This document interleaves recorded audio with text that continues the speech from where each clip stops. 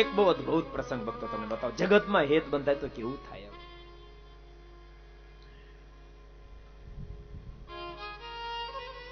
રાપર, ભુજમાં રાપર ગામ છે, તાલુકો છે, એની બાજુમાં વરણી રાજ એવું કઈક ગામ છે. ઇતિહાસ વાંચેલો ભક્તો. ઘટના ઘટી એ ગામની અંદર ઢોલી હતો. ઢોલી જબરજસ્ત ઢોલ વગાડે, એવો ઢોલ વગાડે, એવો ઢોલ વગાડે, લોકો ખેંચાવા માંડ્યા. પણ એમાં સ્ત્રીઓ બહુ ખેંચાણી. આ બનેલી સત્ય ઘટના છે.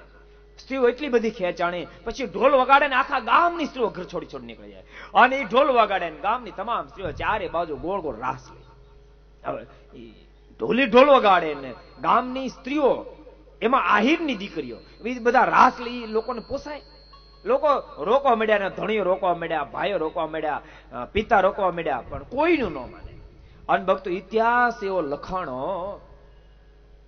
કે ગમે તેટલી રોકવા છતાંય નારીઓ રોકાણી નહીં.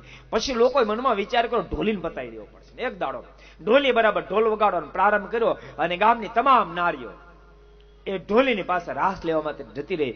અને ચારે બાજુ રાસ લેતી હતી અને ગામના લોકોને કાળજાળ ક્રોધ વ્યાપી ગયેલો. 10, 20, 25 યુવાનો આવ્યા અને ત્યાં કટારો તલવારો મારી ઢોલીને પતાવી દીધો.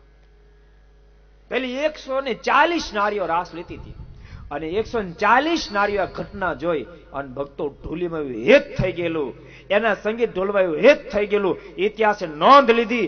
એ જ જગ્યાએ 140 નારીઓએ પથ્થરની સાથે માથા પછાડી અને શરીરને છોડી દીધા. આજે ગામની અંદર જે નારીઓએ શરીરને છોડ્યા તેની ખાંભીઓ ઊભી છે. 140 નારીઓ એક ઢોલીમાં હેત થયું તો ભક્તો પોતાના ધણીને છોડ્યા, મા બાપને છોડ્યા અને પ્રાણને છોડી દીધા. તો ભક્તો જેને ભગવાનમાં હેત થાય એને શું સંસાર ટક્કરજી લે, શું સંસાર ટક્કરજી લે. આ બીડીયું તમાકુ ગુટકા નથી છૂટતા એનું કારણ તો ભગવાનમાં હેત નથી. એટલે બહાના કે મને માવો તો ખાવો જ પડે, મને ગુટકા તો ખાવા જ પડે, સ્વામી મારે બીડી તો પીવી જ પડે. તમે વાત કરો પણ મારે રાત્રે બધું કામ કરવાનું હોય ને, એટલે રાત્રે કામ કરવાનું તો મોક્ષ બગાડ નાખવાનું. સ્વામી અમારે ધંધા બિઝનેસ હોય ને તે જેટલા નહીં ખાતા ને ધંધા બિઝનેસ હશે જ નહીં. તો એનો મતલબ એમ જ થયો કે તમાકુ બીડી માવા ખાય એ જ બધા બિઝનેસમેન થાય.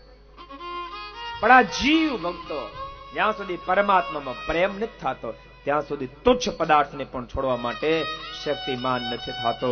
જ્યારે પ્રભુમાં પ્રેમ જાગે ને ત્યારે ભક્તો શું અશક્ય બને, શું અશક્ય બને.